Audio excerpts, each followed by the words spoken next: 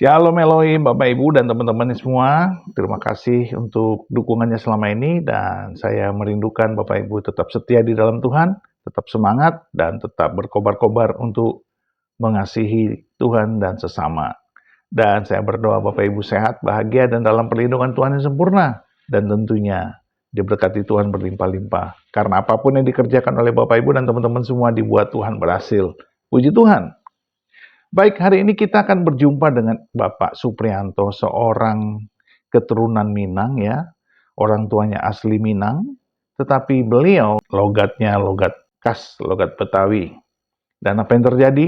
Beliau melakukan pengkajian terhadap kitab sucinya dan beliau menemukan hal-hal yang tak terduga yang selama ini beliau tidak pahami, tidak ketahui, dan akhirnya beliau mendapat hidayah.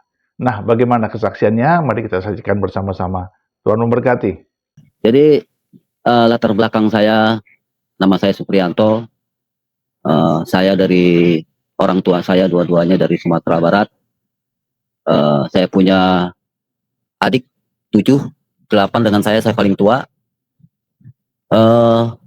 Saya dari kecil dididik, tahu sendiri kalau orang dari Sumatera itu untuk mendidik tentang agama itu sangat keras.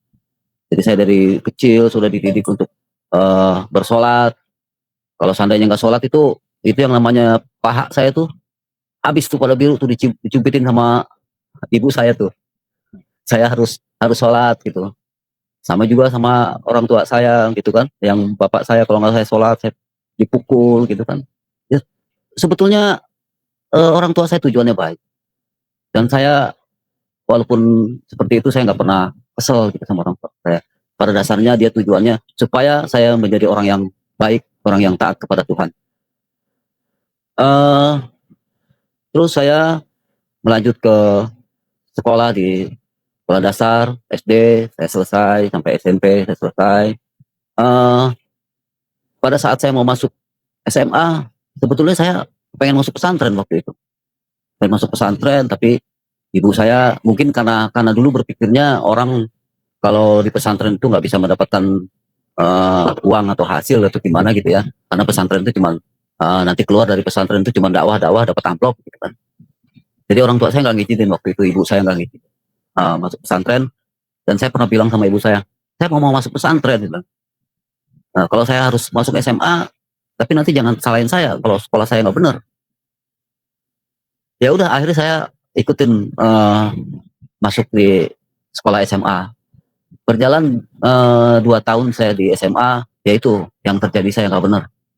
Saya sering mabuk-mabukan, sering minum-minum. Akhirnya saya dipecat, dikeluarkan dari SMA tersebut. Dilalah ada teman saya yang ngajak masuk sekolah, ya itu yayasan pesantren. Akhirnya saya masuk di yayasan pesantren itu. Ya pikiran saya, mudah-mudahan saya di pesantren ini saya bisa benar. Jadi kelakuan saya yang suka minum-minum itu bisa berhenti lah. Ya berjalan saya di SMA di yayasan pesantren, tapi di SMA-nya, tapi itu bunyinya yayasan pesantren, tapi di SMA-nya saya. Selesai saya sekolah di situ, sudah selesai sampai SMA. Beranjak dewasa, saya waktu di SMP sampai SMA itu saya senang sama ikut-ikut pengajian itu. Saya senang ikut-ikut pengajian, saya berangkat ke pengajian ini, saya berangkat ke pengajian ini, senang. Sampai di SMA kelas 1 itu saya sebagai ketua pemuda Muhammadiyah. Saya latar belakang dari Muhammadiyah. Orang tua saya Muhammadiyah juga latar belakangnya. Jadi saya senang ikut-ikut pengajian itu. Berjalan sampai SMA kelar, saya menikah dengan sama istri saya. Setelah menikah, mulailah baru saya punya anak saya yang pertama. Dari anak saya yang pertama, barulah saya teringat dengan kata-kata orang tua saya, ibu saya. Saya itu karena saya itu bandel, jadi ibu saya pernah bilang begini sama saya, kamu nih segini bandelnya, tapi nanti lihat anak kamu. Karena memang saya bandel, Pak. Saya bilang gini, malah saya balik lagi sama orang tua saya bilang gini, ya itu mah gimana saya nanti ngurus anak saya bilang gitu. Itu saking bandelnya saya. Tapi setelah anak saya lahir, anak saya yang pertama lahir, baru teringat itu kata-kata ibu saya itu seperti itu.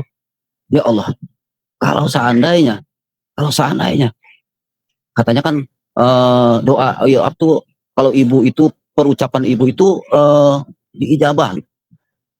Jadi kalau, aduh saya takut. Kalau seandainya nih ucapan yang kemarin ibu saya bilang itu bisa jatuh kepada anak saya, dan anak saya bisa lebih bandel dari saya. Ya Allah, gimana ini saya bilang. Akhirnya rasa ketakutan saya di situ ada, Pak. Eh, Kenapa saya bisa eh, mengenal Tuhan Yesus? Kenapa saya bisa menerima Tuhan Yesus? Sebetulnya Pak, dari perjalanan 7 tahun yang saya bilang, saya perjalanan 7 tahun saya dikasih mimpi, akhirnya saya goncang dengan sholat saya. Jadi pada suatu ketika saya lagi bawa mobil, bermimpi ini saya lagi bawa mobil, di jalanan itu ada jalanan yang rusak, terus rusak dari ujung jalan sini sampai sebelah sini itu ada air, kobakan air gitu, kobakan air. Ada orang dua tuh, ibu-ibu sama ya orang masih muda lah itu, orang masih muda. Mau jalan dia bingung karena jalanannya itu basah. Dia bingung mau jalan itu.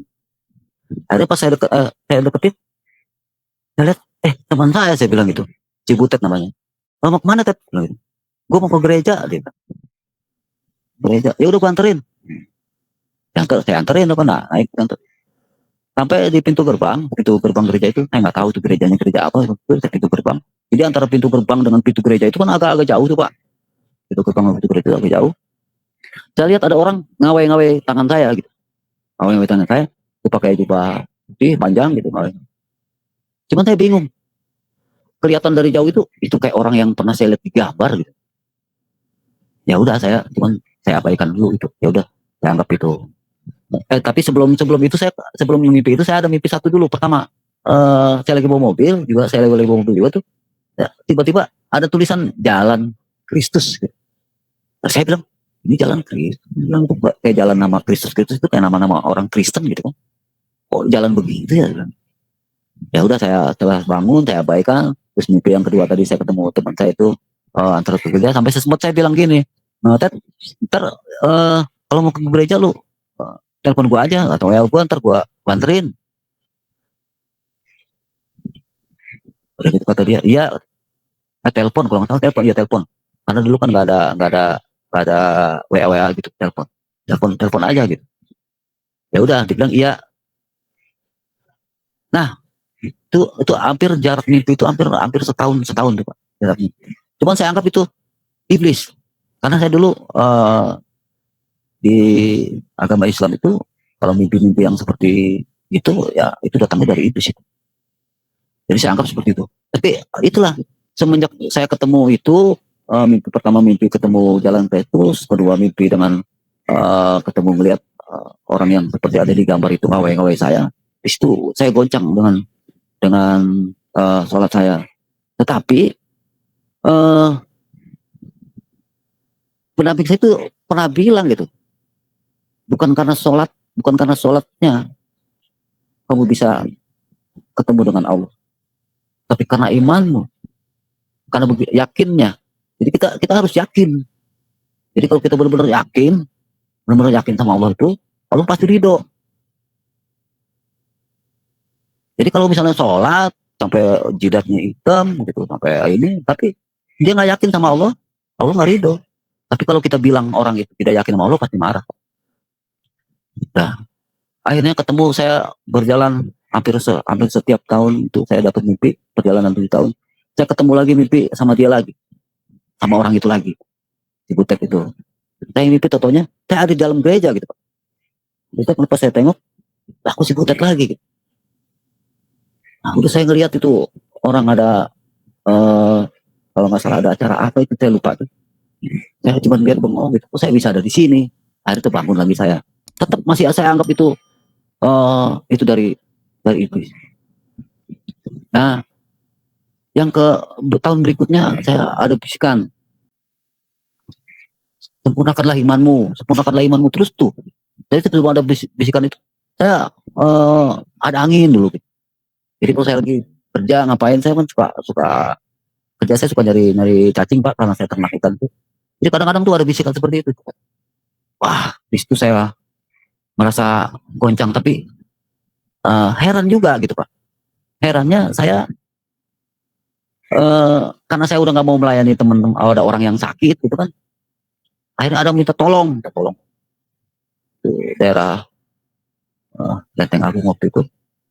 Pak minta tolong, Bang minta tolong dong Bang, itu.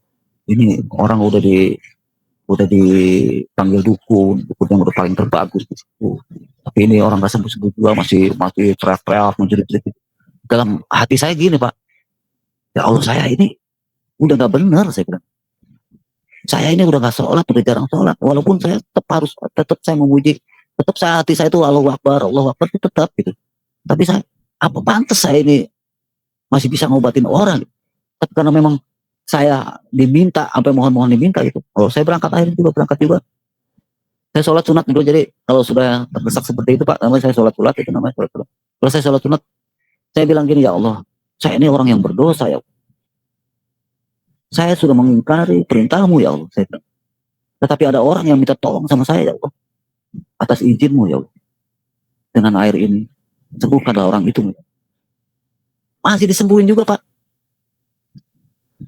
Heran juga. Orang itu akhirnya sampai sungkem-sungkem.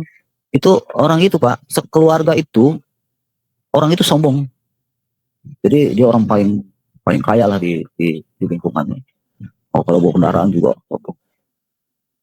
Tapi setelah saya obatin, memang dia ada kerasukan, karena memang dia sebetulnya menjadi paranormal. Dia jadi sering menantang jin-jin yang ada di pohonan dekat rumah dia itu, ada pohonan gede itu, karena dia mau jadi paranormal. Akhirnya dia gak kuat ya, dia seperti itu.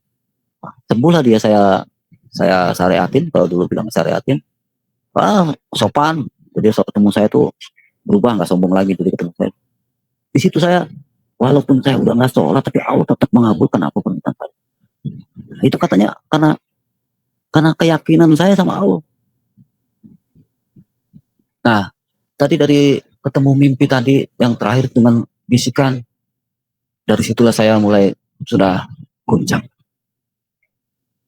Berjalan tuh Pak, setelah COVID ini, pas masuk COVID, kan karena saya udah goncang tuh, saya udah sholat, saya udah jarang, ya udah. Akhirnya saya sering main-main aja gitu kan. Kadang-kadang ikut karaokean segala macam. Pas COVID itu tidak ada karaoke yang buka. Akhirnya saya main HP Pak. Saya lihat HP karena memang saya senang sama dengar dakwah gitu. Saya senang dengar dakwah. Saya lihat tuh HP. Saya lihat tuh dakwah Yahya Waloni. Wah, Yahya Waloni lagi perang sama Estra Soro ya Pak namanya Pak. Nah, lagi perang di situ. Saya lihat, wah, ini bukannya ustadz ini, saya bilang. Bukannya ustadz ini kalau begini. Jadi saya berpikirnya waktu itu Yahya Waloni, saya pikir waktu itu dia orang Kristen yang mempelajari Al-Quran, dan dia akan melencengkan. Karena guru saya ngaji waktu dulu tuh pernah bilang, nanti ada seorang orang Kristen yang dia memahami tentang isi Al-Quran, dan dia akan membelokkan. Nah, saya bilang ini dia orangnya nih. Saya bilang nih Yahya Waloni ini orangnya. Ini orang Kristen yang bisa membelokkan. Nanti akan, kalau kita dengar, dia akan membelokkan ayat-ayat Al-Quran. Kenapa? Saya bilang ini orangnya, Yahya Waloni ini orangnya. Karena setahunya saya, sepemahaman saya tentang saya mengaji, dan orang tua saya, ibu saya itu sering cerita tentang kemuliaan Nabi Muhammad, kemuliaan Rasulullah Nabi Muhammad Shallallahu Alaihi Wasallam. Saya sangat memuliakan mereka Pak, sangat meninggikan mereka. Karena begitu banyak orang tua saya menceritakan tentang kemuliaan. Jadi makanya saya ngelihat Yahya Waloni ini, saya anggap bukan orang Islam.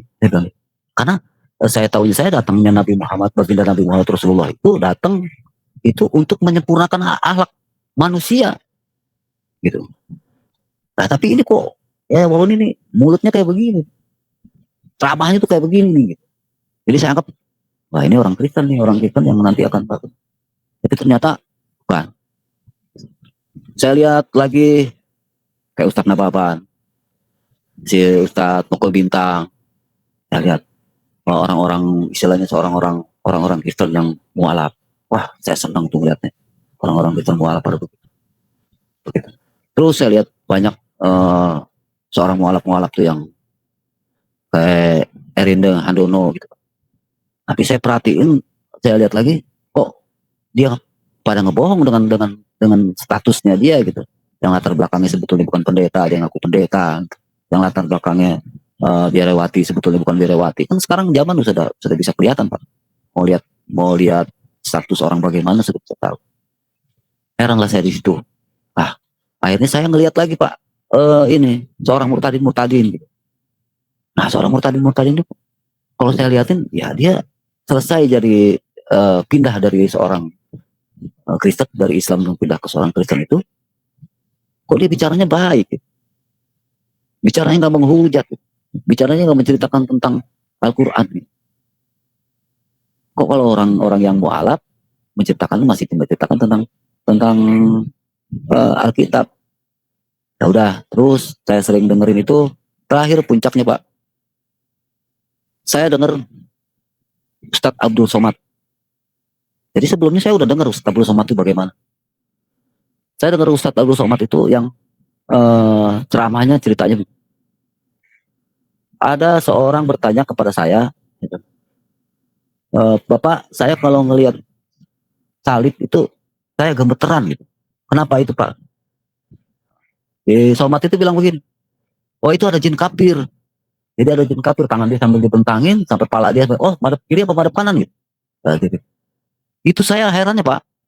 Saya merasa kesel, saya merasa sakit hati sama orang itu.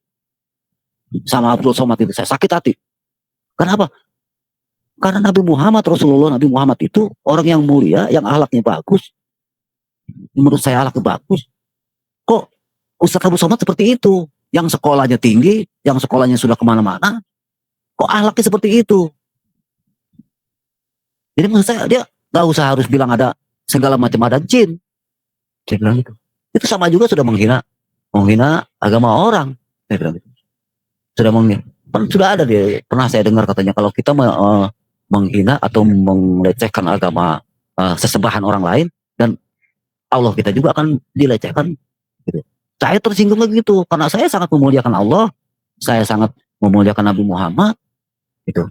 Tapi ini si Somad ngomongnya kayak begitu gitu kan, saya merasa sakit hati, tersinggung. Sama juga menurut saya, jadi dia tidak memuliakan Allahnya dan dia tidak memuliakan Rasulullah. Ya ada apa ini, saya bilang gitu. Kok bisa kayak begini? Saya pertama sebelumnya dia ada orang yang bertanya itu, saya suka itu nonton dia itu. Wah dia orang pintar banget.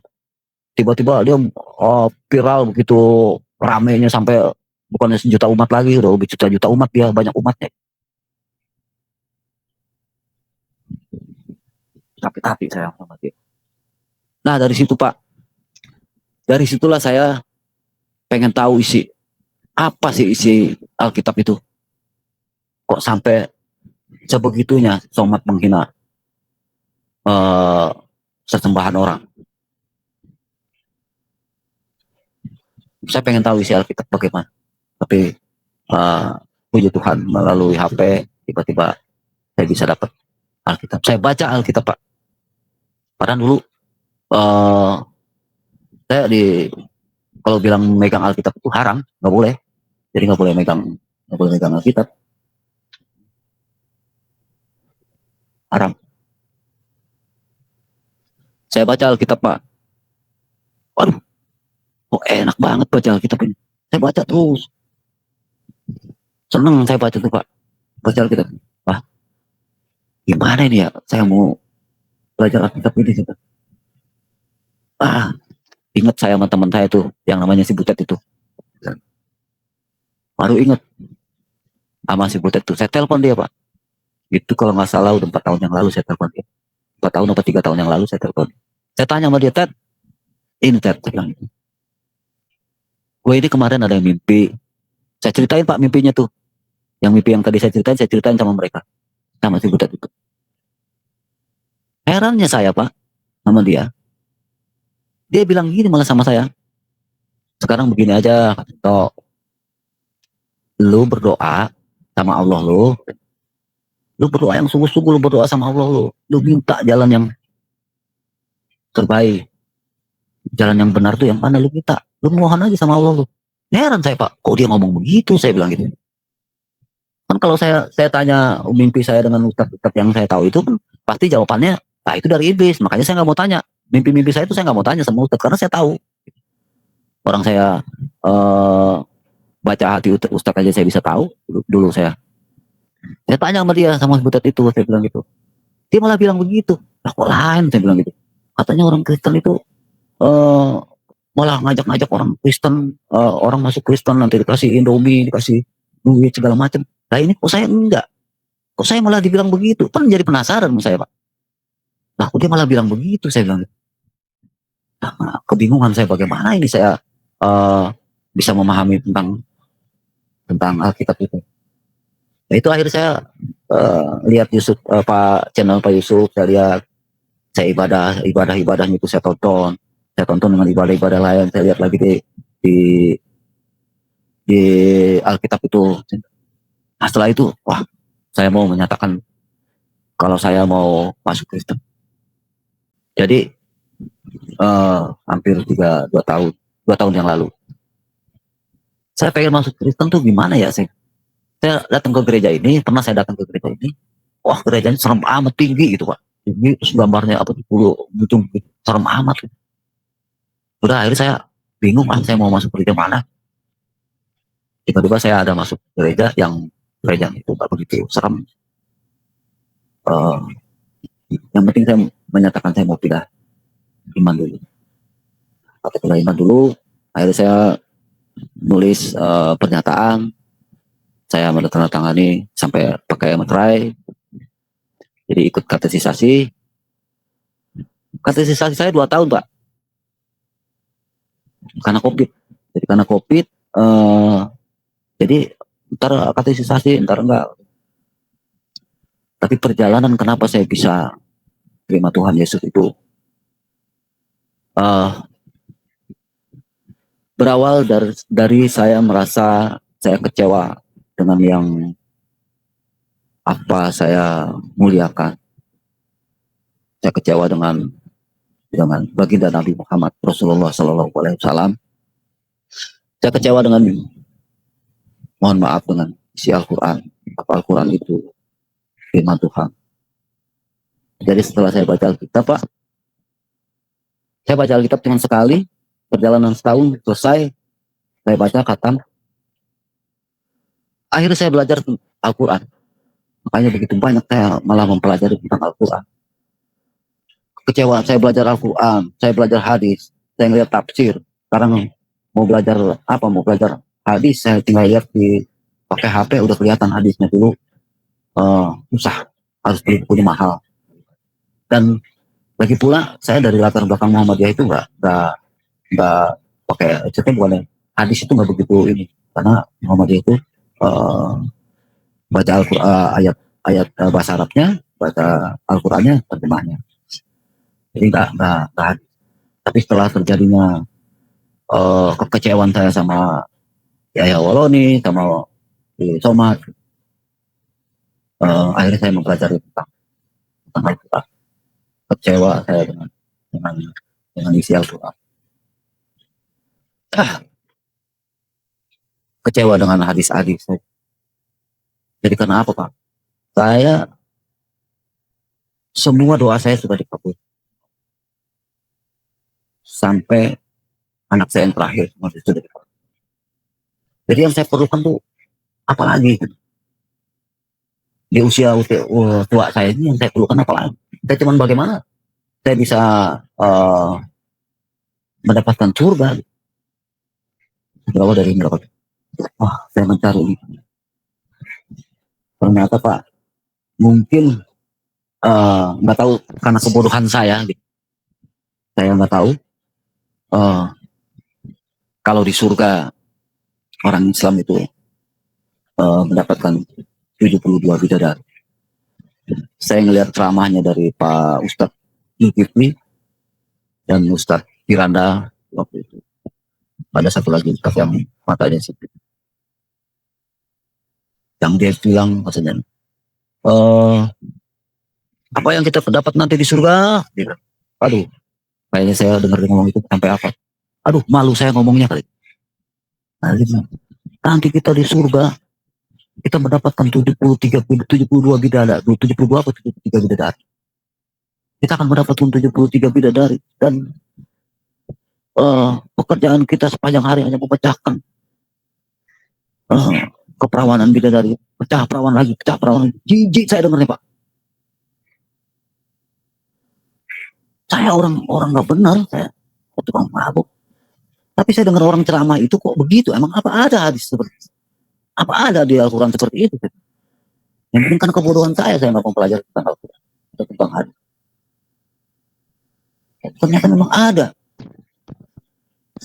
Kalau di Al-Quran saya baca di surat Yasin ada, tapi bunyinya bukan 73 bidadari. Bunyinya nanti kita di surga mendapatkan kenikmatan.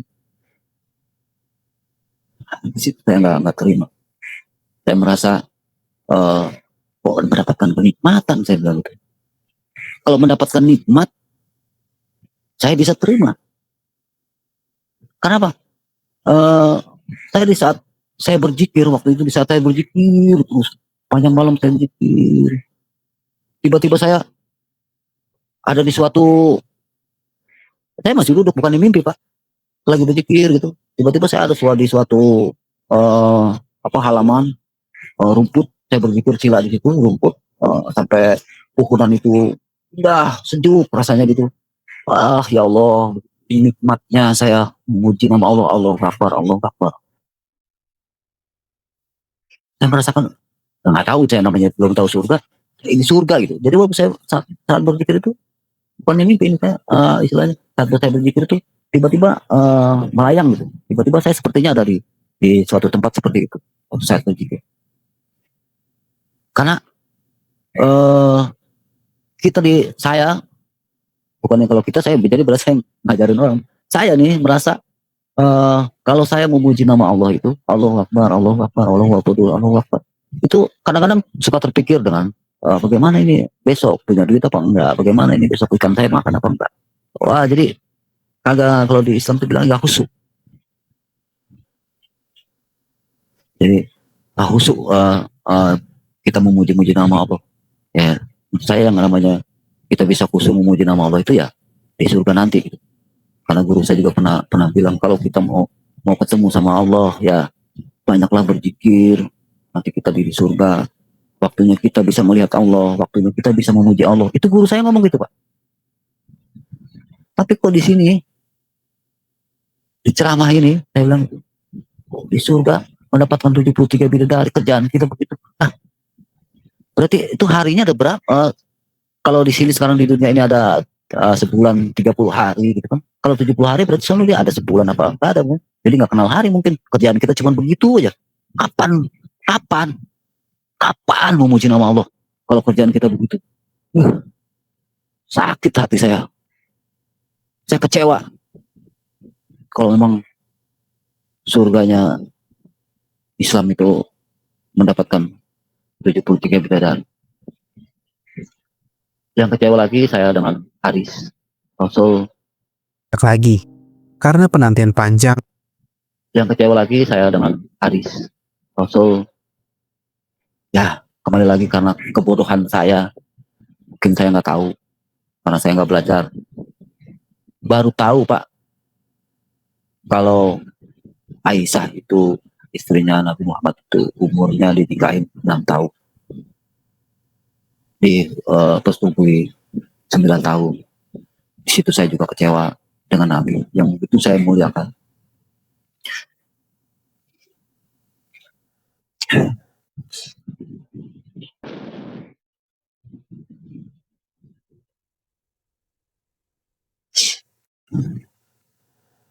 Jadi ada hadis Nabi, hadis Rasulullah. eh saya juga tahu, akhirnya saya melihat hadis karena ada juga yang ceramah, ada juga hadisnya saya baca kalau Nabi Rasulullah itu mati diracun. Saya kecewa juga sama Nabi Muhammad Rasulullah yang saya agung-agungkan. Saya juga kecewa dengan hadis Rasulullah yang ada hadis tentang menyusui orang dewasa. Banyak hadis-hadis yang saya baca, hadis-hadis yang kecewa, banyak. Kecewa saya dengan Al-Quran. Al-Quran itu firman Allah. Firman Allah yang saya yakini, yang saya anggap mulia, yang saya anggap firman Allah itu Allah yang Maha Kuasa, Allah itu yang Maha Mulia. Taunya saya firman Allah itu kekal. Allah itu kekal. Jadi ada firman yang menyatakan inna indallahi Islam. Saya juga nggak tahu waktu itu kalau bunyinya agama yang diridhoi Allah itu agama Islam. Jadi menurut pemahaman saya tentang ketuhanan, pemahaman saya tentang 99 asma Allah, Allah itu nggak menciptakan agama. Allah itu maha pengasih, maha penyayang. Allah itu tidak melihat latar belakang orang itu Islam, Kristen, Cina, dia nggak lihat. Allah itu mengasihi, jadi semua itu dikasihi. Yang saya paham. Jadi Allah itu tidak membedakan apa yang Allah ciptakan, semua dibagi itu. Menurut pemahaman saya tentang Allah. Saya kecewa dengan isi Al-Quran yang menyatakan perangilah orang Nasrani, orang Yahudi. Saya pernah tanyakan masalah itu dengan katanya itu waktu zaman perang. Ayat itu waktu zaman perang. Jadi saya berpikir berarti ayat firman Tuhan itu tidak kekal. Masa firman Tuhan itu bisa ada waktunya? Firman itu bisa menyatakan itu firman waktu perang. Taunya saya firman Allah itu ya hari ini Allah berfirman untuk selama-lamanya sampai hari kiamat. Jadi nggak ada. Jadi menurut saya itu perkataan Allah itu nggak bisa ditafsir. Nah, itu dia mentafsirkan. Hanya itu ada tafsir, ada hari. Tafsirkan itu zaman perang. Di situ saya nggak terima juga. Banyaklah Pak. Saya takut menjadi dianggapnya nanti melecehkan atau menghina agama Islam. Tapi sebetulnya saya hanya kecewa. Saya hanya kecewa dengan Al-Quran. Saya kecewa dengan Nabi Muhammad. Karena setelah saya pelajari, yang selama ini saya nggak pernah mempelajari tentang Al-Quran, yang selama ini saya tidak pernah mempelajari tentang hadis, setelah saya pelajari dan setelah saya lihat seorang ustadz, seorang mualam atau seorang murtadi, saya tonton semua banyak. Jadi saya kecewa. Bukannya saya apa sama Allah saya kecewa? Enggak. Kan Tuhan itu cuma satu, Allah itu cuma satu. Jadi saya tidak kecewa dengan akhirnya saya bisa terima Tuhan Yesus setelah saya baca kitab. Akhirnya saya merenung, saya belajar dari hasil kekecewaan saya. Saya menerima Tuhan Yesus bukannya saya dapat mimpi itu Tuhan Yesus melambai-lambai. Tidak, Pak. Saya belajar. Saya mencari jalan kebenaran. Apa yang dinyatakan Tuhan Yesus. Saya belajar dari orang melecehkan tentang Tuhan Yesus. Tuhannya orang Kristen ada 3. Itu dari situ saya kaji, Pak. saya kaji dengan Tuhan yang orang itu menyatakan Tuhan ada tiga. Karena memang dari hasil saya belajar dari guru saya yang sebelum itu kan namanya mengkaji diri. Pada waktu itu saya mengkaji diri, hanya mengkaji diri saya, kaji diri saya nih. Jadi kalau saya misalnya saya bisa tahu kalau orang itu mengatakan itu sesat, lu sesat, orang agama itu sesat, atau aliran itu sesat. Berarti kalau mulut kita bilang itu sesat, berarti kita sesat. Seperti itu palsu, kitab itu palsu. Berarti kitab yang dia pegang itu palsu. Jadi pemahaman tentang mengkaji diri saya itu kita saat kita bicara kita ada kaca di dalam diri kita, di dalam kita tuh di muka kita, di hadap kita. Karena kenapa memang guru saya itu Pak, waktu itu tuh dia sangat menjaga telinganya, sangat menjaga ucapannya, sangat menjaga hidungnya. Makanya saya berat sebetulnya kalau ukuran saya untuk harus menerima Tuhan Yesus. Semua dijaga. Jadi setelah saya kaji ya itu memang akhirnya saya melihat Ustaz saya walau dibilang palsu gitu kan, kalau kitab itu palsu berarti itu palsu. Ustaz Taslim yang bilang Bible ini cuman 12% yang benernya, yang sisanya nggak benar.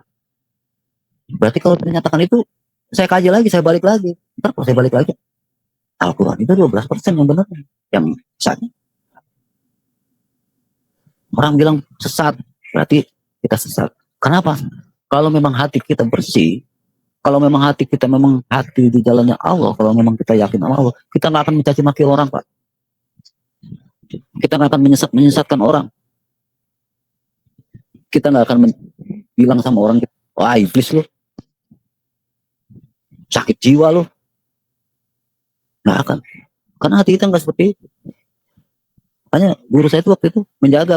Jadi kalau ada orang lagi ngomongin orang gitu, misalnya ngobrolin orang, ya dia pergi Pak. Dia jaga kupingnya. Jangan sampai hatinya rusak.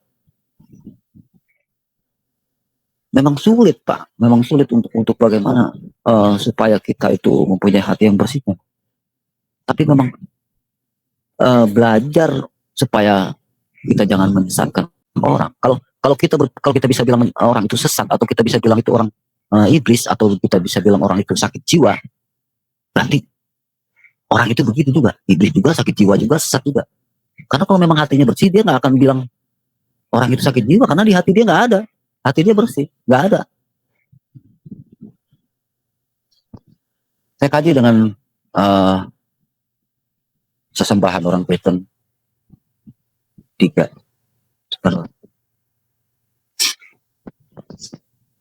Akhirnya saya bisa terimanya begitu Pak.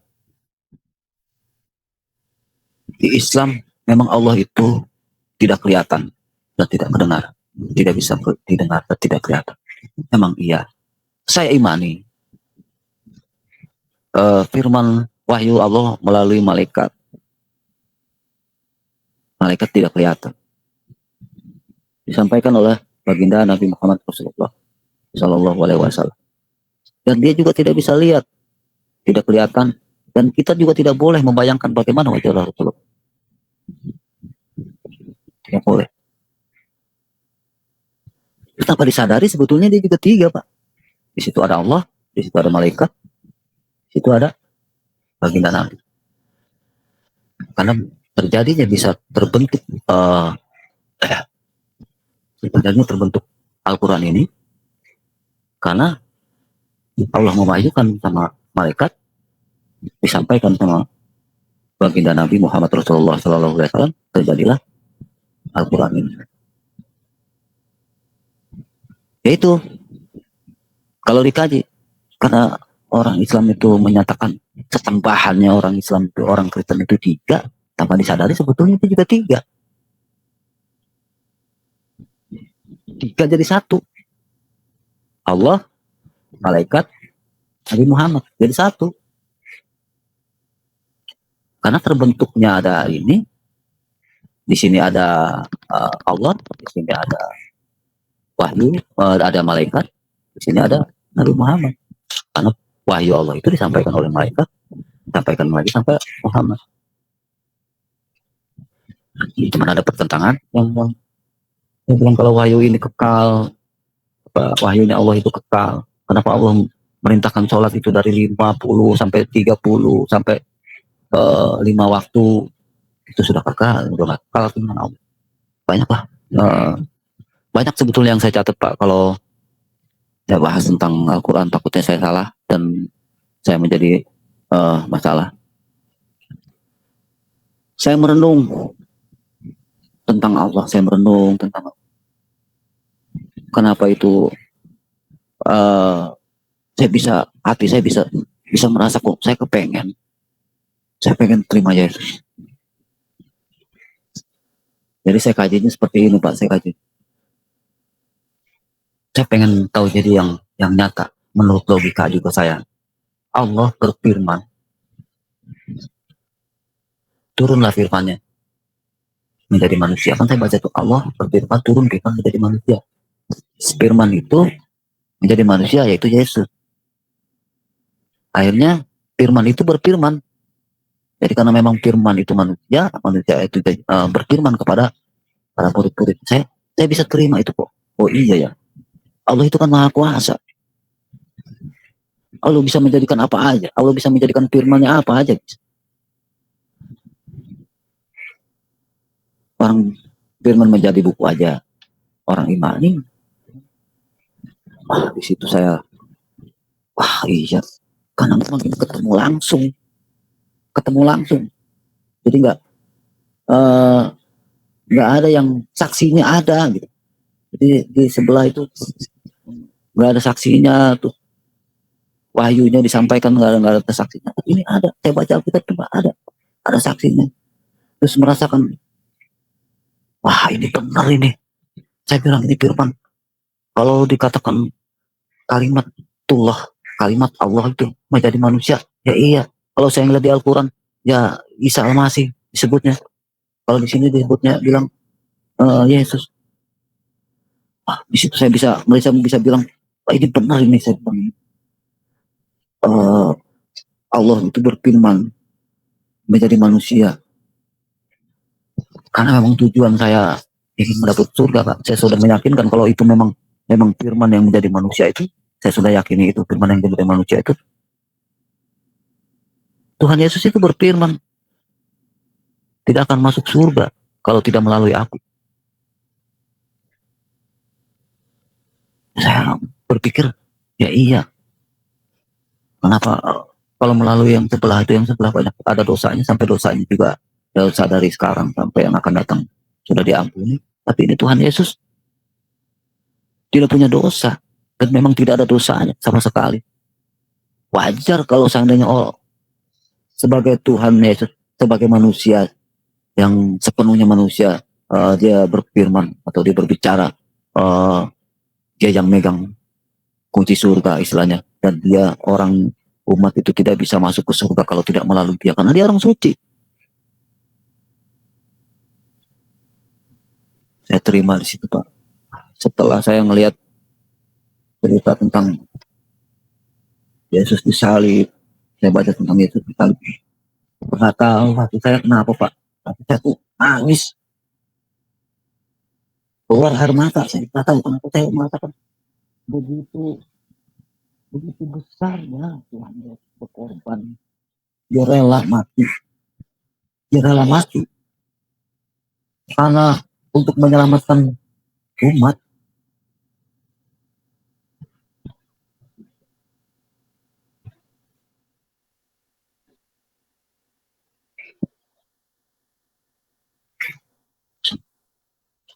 Jadi yang kemarin saya bilang itu orang menyembah manusia, ternyata itu bukan manusia, kemarangan manusia. Ternyata itu memang Allah, memang Tuhan yang menjadi manusia, bukan manusia yang Allah menunjukkan cara bagaimana berkurban. Allah sendiri yang menunjukkan. Yang rela mengibarkan anaknya. Dan saya meyakini anaknya. Karena Yesus itu bukan lahir pun dari benih manusia. Itu baru rohnya Allah. Dari rohnya Allah. Saya yakin, kalau saya baca Alkitab, saya yakin Tuhan Yesus itu Tuhan. Tuhan Yesus itu Bapa. Tuhan Yesus itu Allah itu. Karena firman itulah firman-Nya Allah. Firman yang menjadi.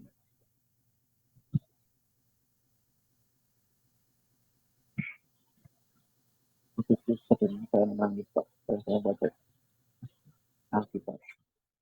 Baca sejarah yaitu dari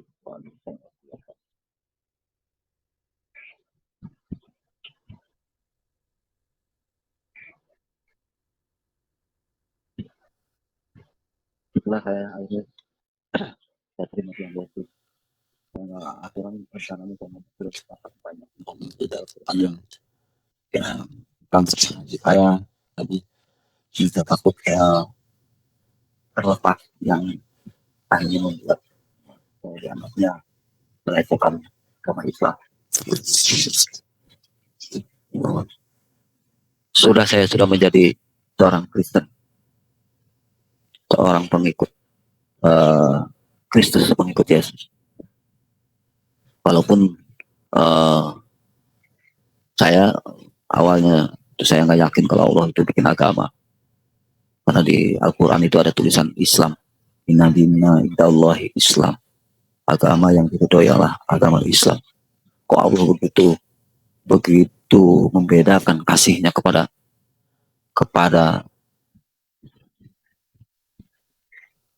kitab yang lain.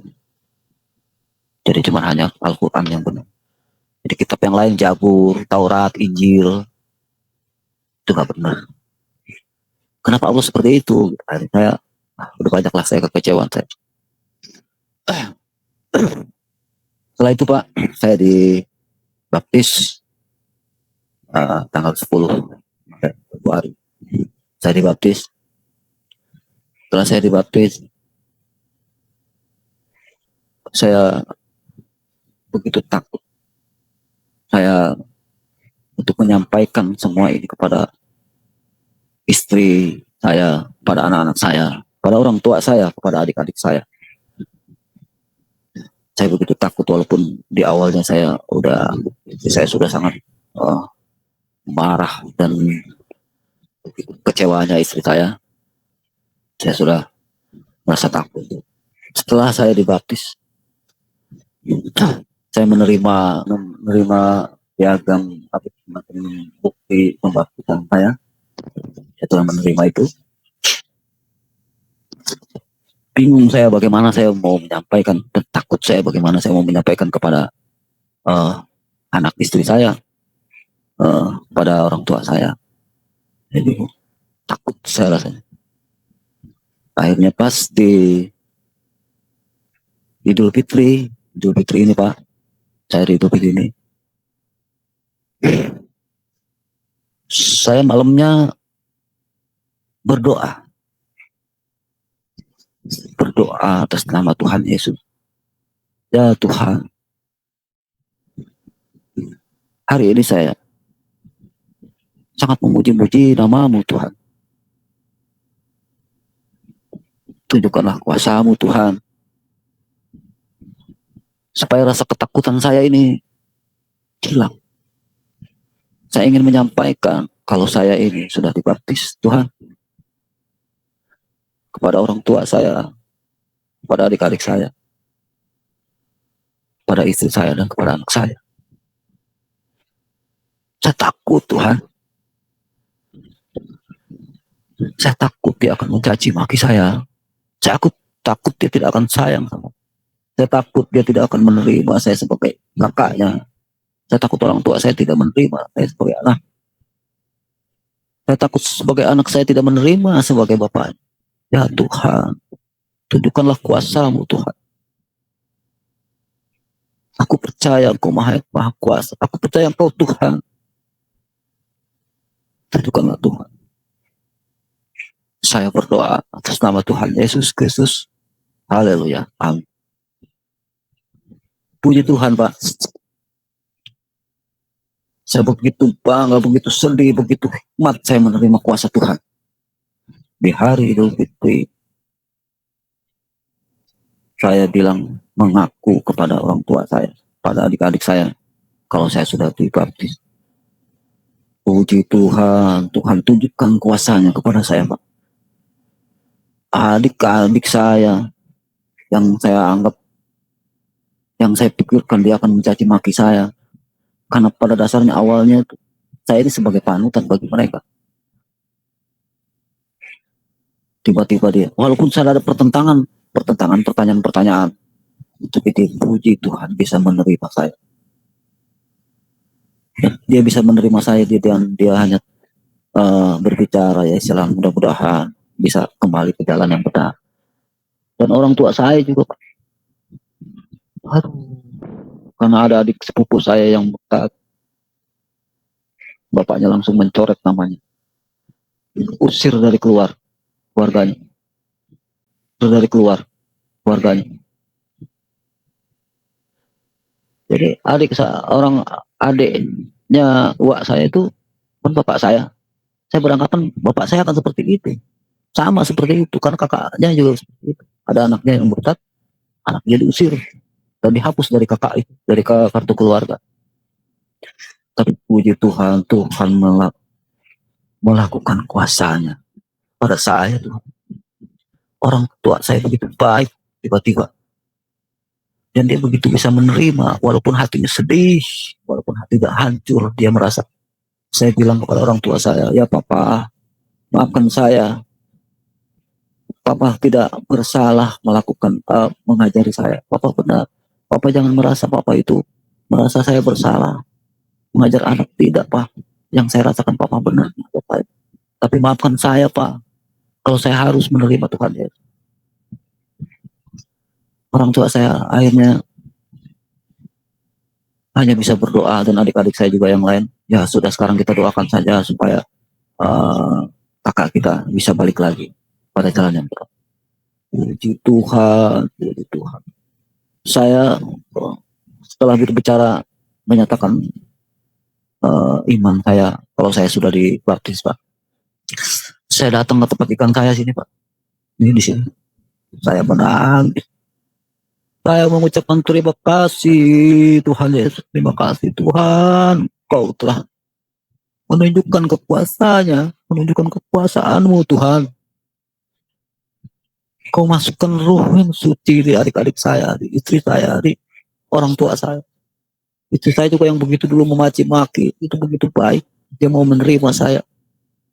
Gak apa-apalah.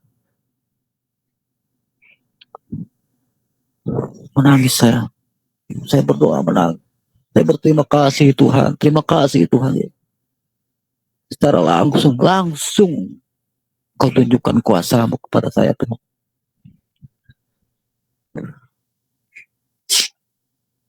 Begitu saya semakin yakin. Hari ini, Pak. Hari ini. Karena baru kemarin saya menyatakan baptis diri saya kepada orang tua dan adik-adik saya. Ada anak perempuan saya juga di situ ada. Terus anak saya yang 2 tuh lagi berlayar. Saya khawatir anak saya yang 2 itu juga akan benci kepada saya, akan memarah kepada saya. Tapi saya berdoa sama Tuhan. Saya yakin Tuhan Yesus akan merubah pikirannya yang aturan benci jadi tidak benci. Tadi Bapak, saya menangis lagi tadi Bapak. Anak saya WA kepada saya yang sedang berlayar.